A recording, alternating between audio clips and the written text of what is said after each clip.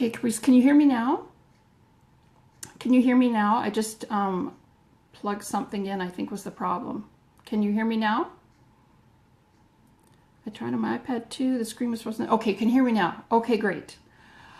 All right, so what I'm going to do is I'm going to go, awesome. Thank you, Kate. Thank you, Caprice. So glad you can hear me. Okay, so I'm going to go back to the beginning then, since nobody could hear the first part, and I'll just edit this video before I post it up. So if you followed me for any length of time, you know that I love to find low and no cost ways to market business. And I do lots of social media experiments. Gosh, my hand looks so large in that view there. There we go. Okay. And one of the things that I want to do on Twitter, because I'm not using Twitter very much, I hadn't been using Twitter very much for my business, was I wanted to see if I could build a Twitter following fast and without spending any money. Now, I'm a guerrilla marketing coach, and one of the things that we learned and teach people is, oh dear, now the screen is frozen. Oh my gosh, we're having problems today. Well, I'm going to keep talking. I mean, you don't really need to see me, but hopefully you can still hear me, Caprice. And with guerrilla marketing, we always want to do low and no cost marketing. So what I did on Twitter was May 12th, I started a brand new Twitter account, and I had obviously 0 followers. May the 13th, one day later, I had 103 followers. And May 21st, so that was roughly a week and a half later, I had 530. June 1st, I had 1,024. Now, exactly 30 days later, 1 month later, I had 1,364.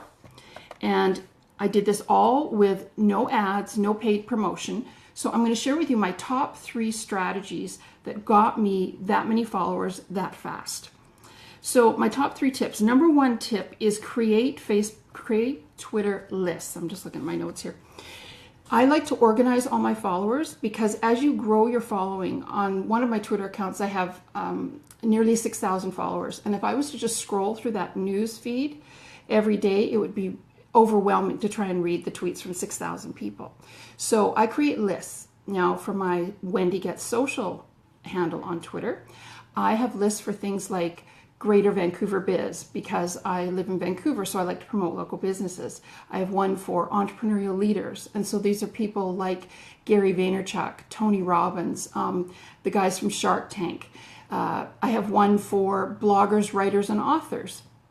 And then I have one for people that just talk about social media, and I've got a number of others. You can actually go to my account, Wendy Gets Social, and check all the lists. And some of them might be of interest to you. You might want to follow those people on those lists as well. So by using the lists, I don't have to check every single tweet every single day that comes in. I choose 1 or 2 of those categories every day and read through those tweets. So one of the categories that I have, one of the lists I have, is called Great Retweeters. And these are people that retweet my stuff. And the reason I have that list is because they've given me some love by retweeting my stuff. So I want to give them a little extra love. So I will go onto that list and I will retweet some of the stuff that they've posted. Since they've supported me, I'll support them.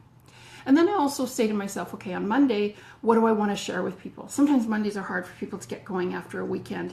So I have a category called Inspiration and Motivation. So I'll go to that category, that list, and I'll read the tweets from people who are in that list, and I'll find something inspirational and motivational to share. Then I'll also go and, oh, now my computer battery's dying. We're just doing so good with the tech today. And so each day I'll pick a category and I'll share tweets from people on those lists. It just helps me stay so much more organized, and I don't feel overwhelmed as I build my Twitter following. Now, the second thing is ask yourself, who do you know from other social media networks?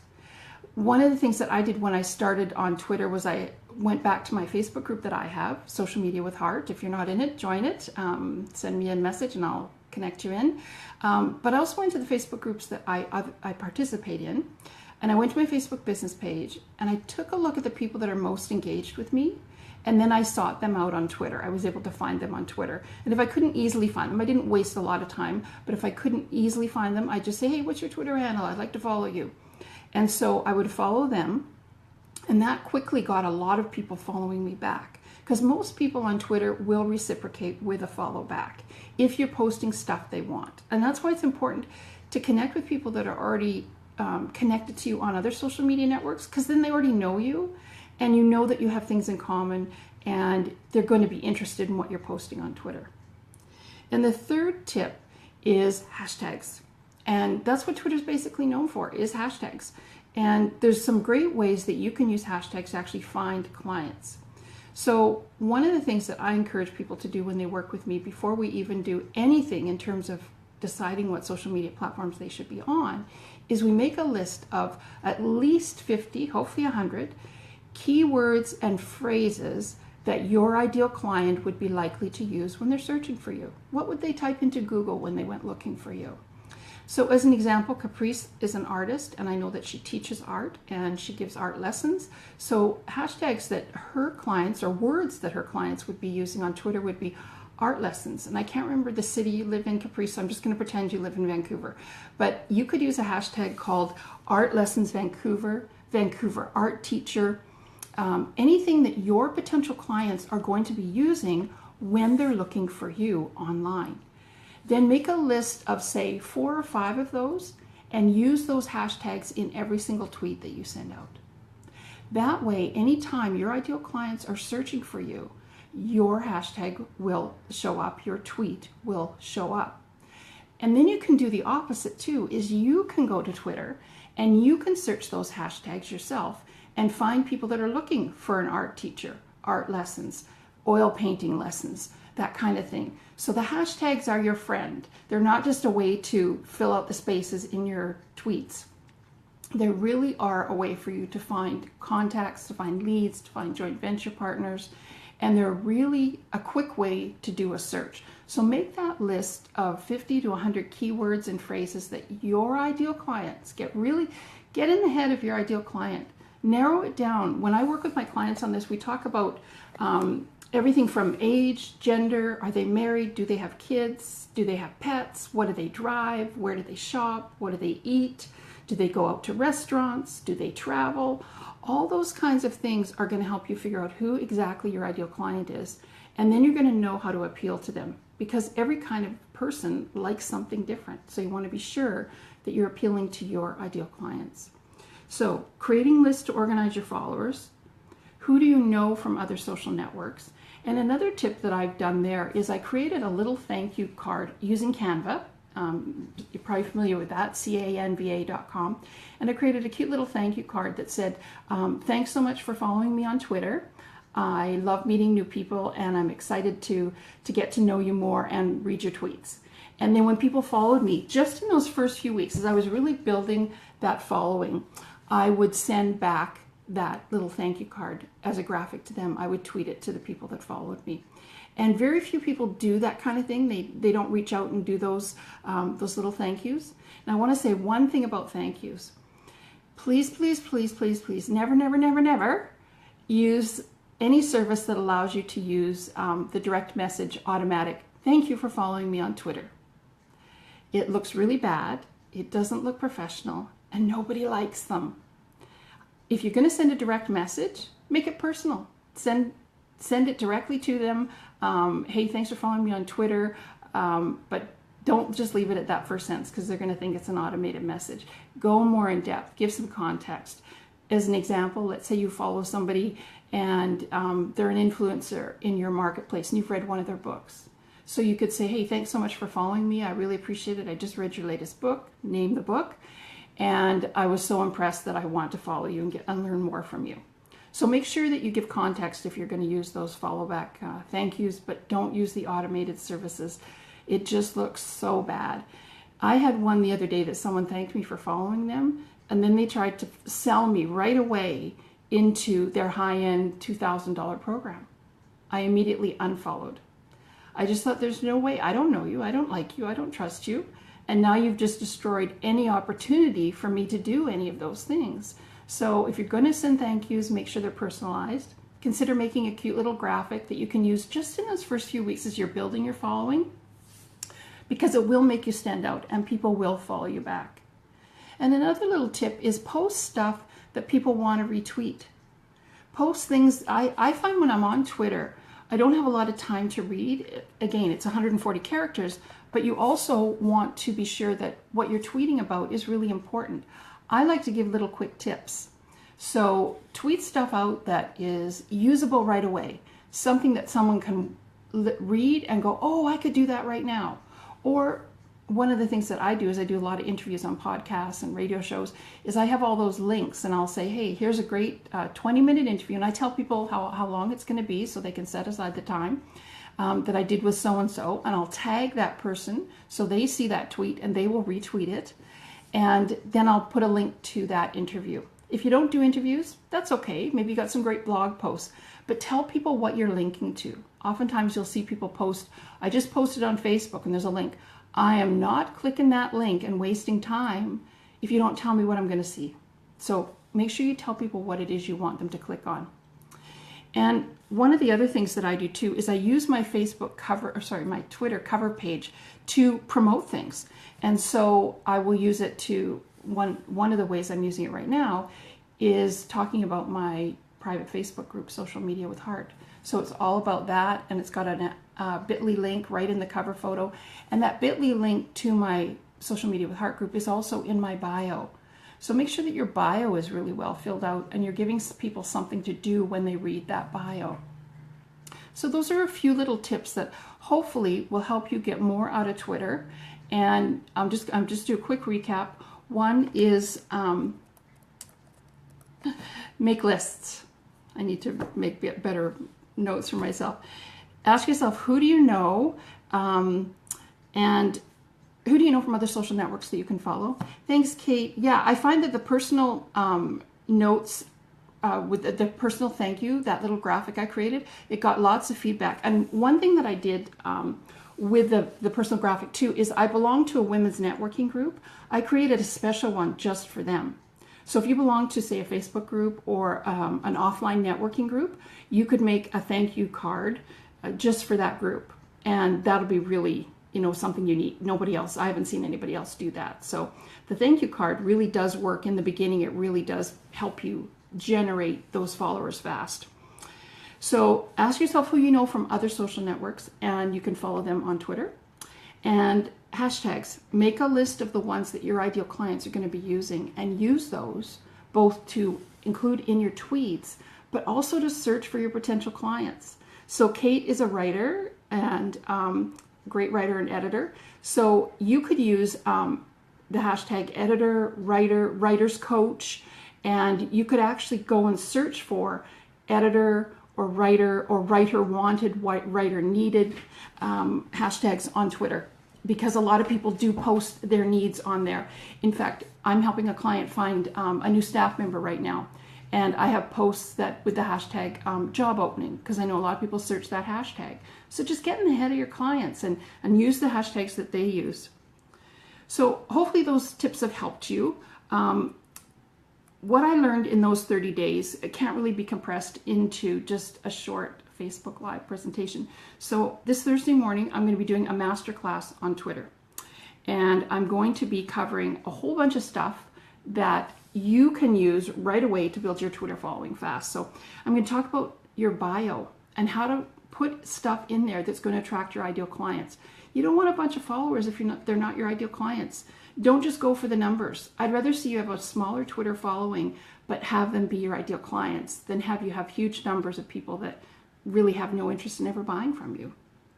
Also, how to use your cover letter, cover photo to build your list, promote an event, or drive traffic to wherever you want. And how to find your ideal clients on Twitter. We're going to go deep into who your ideal client is and then how to find them on Twitter. And how to leverage influencers. There's people in every business sector that are influencers. For Kate, it's probably going to be writers and bloggers and editors. So how to use their influence to build your following. And that's one of the tricks that worked so well for me. I follow a lot of social media people on Twitter, and using this strategy, I was able to, those were the days where I was getting 200 new followers every single day, using this one strategy of leveraging high profile thought leaders and influencers in my social media world. The value of a pinned tweet and how that will work for you. And then what do you post? And how to build your mailing list using Twitter. I get at least 6 to 8 people on my mailing list every single day from Twitter. So I'm building my list just by posting on Twitter. and how to sell seats in live events, webinars. And then we're going to go deeper into the value of hashtags. And we're really going to analyze which ones work and which ones don't, and tools that you can use to figure out the right hashtags to use for your business. And then Twitter analytics and why they are your best friend on Twitter. I love Twitter analytics. These will show you exactly what your people want to be reading, who is following you, when they're following you, and which tweets they interact with the most. And so I'm going to walk you through exactly how to use all the Twitter analytics, and why you have to be using graphics and how to make them quick and easy, where to get hundreds of thousands of free photos that you can use for whatever you want, and how to drive traffic to your website from Twitter. I always feel when you post something on social media, you need a purpose for it. Sure, it can be just branding, and maybe that's just information. But a lot of times we want people to do something specific. So I like to get people going to my website for a specific purpose, or signing up for my mailing list, or checking out a Facebook Live presentation. So how to get traffic to your website, we're going to talk about that. And a list of resources that I use every day on Twitter as well. And these have really helped me save time and help me put better content up as well. And of course, a lot more. So this masterclass is starting Thursday morning at 11 a.m. Pacific, but if you can't be there live, don't worry. I'll be having the replay available for you forever. So I've taken everything I know about Twitter and put it into a workshop, roughly about an hour, a little over an hour. I'm going to give you everything I've used to build my Twitter following and all the tools, and I would love you to join me. So if you'd like to register, the cost is $59. It's about an hour of your time, and you get lifetime access to this masterclass. And one of the things too with my trainings is that when new features come out, I will be sure to add on to the training. So you're always going to get up-to-date knowledge. The Twitter masterclass is being recorded tomorrow, so one day before you get it. So it's not old material, it's all brand new, and it's going to be up to date. And as things change on Twitter, I'll be adding more content to it. So if that sounds like something you'd like, if you'd like a short, quick masterclass in getting Twitter happening for your business, then join me. You can click out the link in the description. It's bit.ly/Twitter with Wendy. And we will be doing at least an hour on that masterclass. So I've talked. Anybody have any questions about Twitter? Please type them in the comment box. I would love to hear them.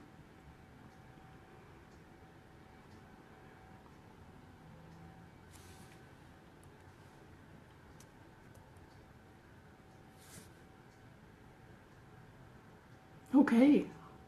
I'm going to wait a minute more because not everybody type. I type pretty fast, so I tend to worry when there's nothing coming up in the box. But if you've got any questions about Twitter. One of the things too is if you aren't on Twitter yet, or you're thinking, you know, my Twitter feed, my Twitter account is kind of jumbled, it's got a whole bunch of different stuff on it, I'd encourage you to start a new one that's just based on your business brand. And pick a name that matches the name that you've got on Facebook or Instagram if you can. I've recently sort of rebranded a little bit using Wendy Gets Social, and that's my Facebook name, my Twitter handle, my Instagram handle, and I actually bought the domain wendygetsocial.com too. So if you haven't got a Twitter account yet, think of a name that's going to jive with whatever else you're using, whatever you're using on all the other social media platforms, and start with that. If you've got one already, keep using it, but you can actually change it if you want. And if you've got a name on Instagram that people know you by, then think about using the same one on Twitter. So I'm not seeing any questions, I don't think. Let me just scroll up here. Nope, we've got no questions. So hopefully you were able to hear and see this Facebook Live presentation, and you got some good value out of it. So follow me on Twitter at Wendy Gets Social. I promise to follow back if we're not already Twitter pals. And remember to use those hashtags. Create some lists. If you want some ideas, feel free to go to my account and take a look at my lists. And think about people you already know. Oh, okay. Is it wise to still limit characters to 140? Well, actually, Twitter just recently has started to roll out a feature where if you had a graphic before, or if you had a link, a URL link, they would include that as part of the 140 characters. Now that's not being included on most Twitter accounts. It'll be global fairly soon. So you've only got 140 characters to use. Sometimes I want to say more than 140 characters. So I'll create a graphic with words in it. I'll go to Canva and I'll just create a little branded graphic with the message that I want to send. And I'll post that as well as the tweet with a couple of hashtags in it. So I hope that answers your question.